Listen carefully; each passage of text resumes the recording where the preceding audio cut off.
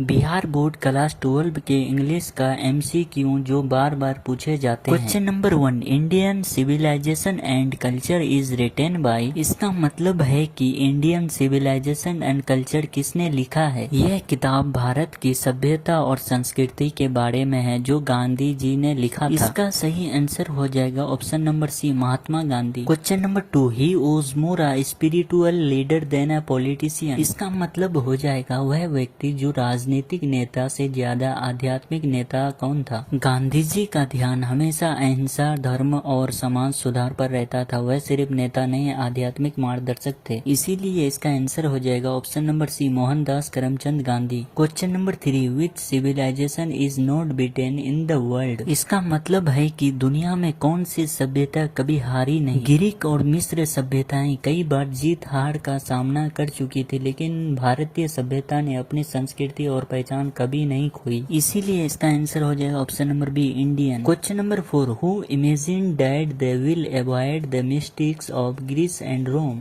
इसका मतलब है कि किसने सोचा कि वह ग्रीस और रोम की गलतियां से बचेंगे। यूरोपीय लोगों ने इतिहास पढ़ा और सोचा कि ग्रीस और रोम की गलतियों को दोहराना नहीं चाहिए। Question number 5, India is glory is that is. इसका मतलब है कि भारत की सबसे बड़ी विशेषता क्या है। भारत की पहचान उसकी अटल स्थिरता और गहरी जड़ें हैं। सही answer option number B, remains immovable. Question number 6, our ancestors enjoyed rule. इसका मतलब है कि हमारे पूर्वज किस प्रकार के शासन का आनंद लेते थे। हमारे पूर्वज ने हमेशा समाज और सामूहिक जीवन को महत्व दिया, न कि केवल अपने घर या व्यक्तिगत जीवन को। सही answer option number B, society. Question number 7, simple living and high thinking is the base of. इसका मतलब है कि सरल जीवन और उच्च सोच किस सभ्यता की नींव है। गांधी जी का प्रसिद्ध कथन सिंपल लिविंग हाई थिंकिंग, यह विचार भारतीय सभ्यता का आधार है। इसीलिए इसका आंसर हो जाएगा option number B, Indian civilisation. Question number 8, pharaohs were ruler of ancient. इसका मतलब है कि फराओस प्राचीन किस के शासक थे। फराओ पिरामिड और नील नदी वाले देश के शासक। सही answer option number A, Egypt.